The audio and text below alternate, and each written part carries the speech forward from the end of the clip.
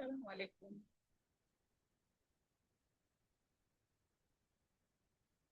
আজকে আমি শিখবো আমাদের ল্যাপটপে বা পিসিতে, পার্সোনাল কম্পিউটারে আসলে আমরা কিভাবে অ্যারাবিক টাইপ করতে পারি। মোবাইলে খুব সহজেই পারা যায়, কারণ অ্যান্ড্রয়েডে অনেক অনেক অ্যাপ আছে।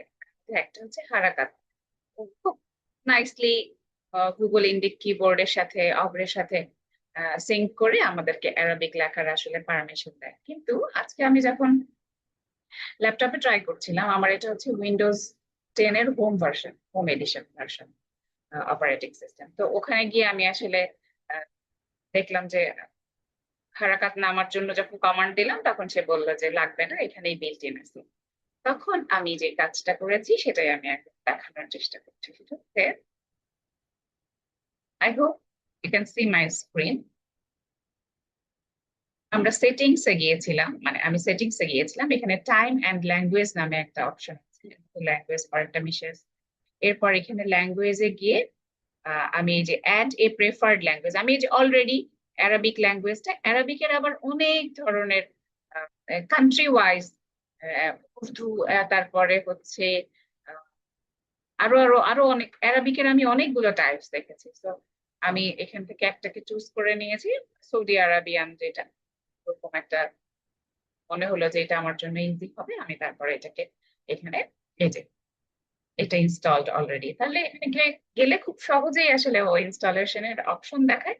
এবং যদি পিসিতে ইন্টারনেট কানেকশনটা এনাবল থাকে, তাহলে এটা আসলে এটা আমাদের কাজটা হয়ে যাবে।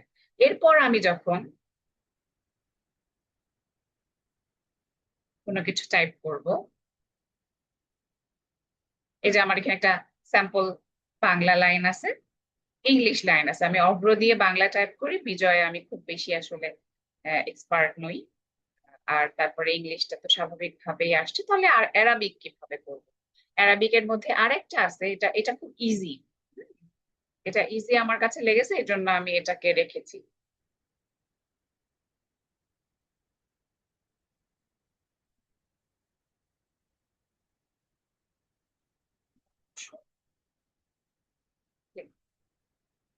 যাই হোক, প্রথমটা নিয়েছি।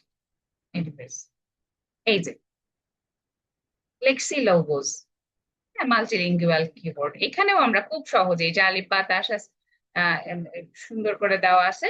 এরপর আমি এখন যে কোনো একটা স্যাম্পল কোনো কিছু নিয়ে এখানে আসলে লিখতে পারবো। এখান থেকে পিক করব।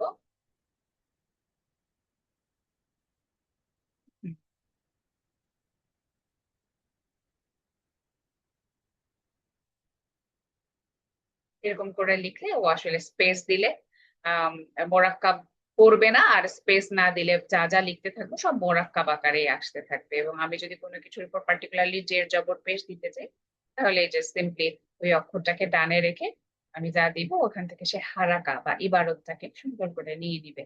আবার কিছু আমরা আলিফ, ওই যে আলিফের নিচে হামজাওয়ালা যুক্ত আলিফ গুলো, সেটা নিতে পারবো। এই যে ইয়া, এই হামজা যুক্ত, এগুলো নিতে পারবো। তার মানে এটা আমার কাছে খুব ইজি লাগছে।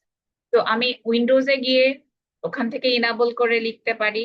আবার এখান থেকেও আমি আসলে অ্যারাবিক কিবোর্ড অনলাইন, এই লেক্সি লোগোস থেকে এখানে ঢুকেও আমি আসলে লিখতে পারি। তো এই গেলে হচ্ছে আমার আরবি লেখা আহ শেখা হয়ে গেল আজকে। আর একটা খুব সুন্দর লাইন এটা আমি পেয়েছি। আমি যেহেতু আমাদের জীবনের আসলে সবকিছুই হওয়া উচিত কি আল্লাহর সন্তুষ্টির জন্য, তাই না? তা আমার আসলে খুব সুন্দর একটা লাইন আজকে পড়া হলো এই আরবি লেখা শেখার সময়। আমি এটাকে পিক করে রেখেছি যাতে আমি এটা সবার সাথে শেয়ার করতে পারি। সেটা হচ্ছে, হযরত সাইদ ইবনে মুসাইয়াব রাদিয়াল্লাহু মক্তবের বাচ্চাদেরকে দেখে বলতেন, যখন ওনার সামনে, উনি যখন সিনিয়র হয়ে গেলেন, অনেক বাচ্চারা আসতো পড়তো তার সামনে, তখন তিনি একটা কথা বলতেন, হাউলাই হাউলা ইন্নাসু বা'দানা। বা'দানা মানে আমাদের পরে, বা'দানা আমাদের পরে, মানুষ, হাউলাই এরাই, মানে আমাদের পরে এরাই। এখানে এই কথাটাই আছে, এটা দিয়ে উনি আসলে, এই যে আরবিতে অল্প কথা বলে অনেক কিছু আসলে বোঝানো হয়। আমাদের পর এইসব বাচ্চাই বড় আলেম হবে। তার মানে উনি বলতে চাইছে যে এখন আমরা সিনিয়র, আমরা জ্ঞান প্র্যাকটিস করছি, আমাদের পরে শিশুরা করবে। তাহলে হাউলাই, হাউলাই নাসু বা'দানা, আমাদের পরে এসব বাচ্চাই বড় আলেম হবে। এটার একটা রেফারেন্স আমার ছিল আহ আহ, তাবাকাতে ইবনে সাদ 5 373, 373।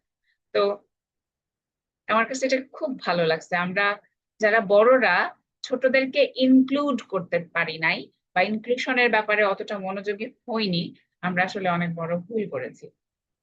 আমরা বেশি দিন আসলে আর সময় পাবো না।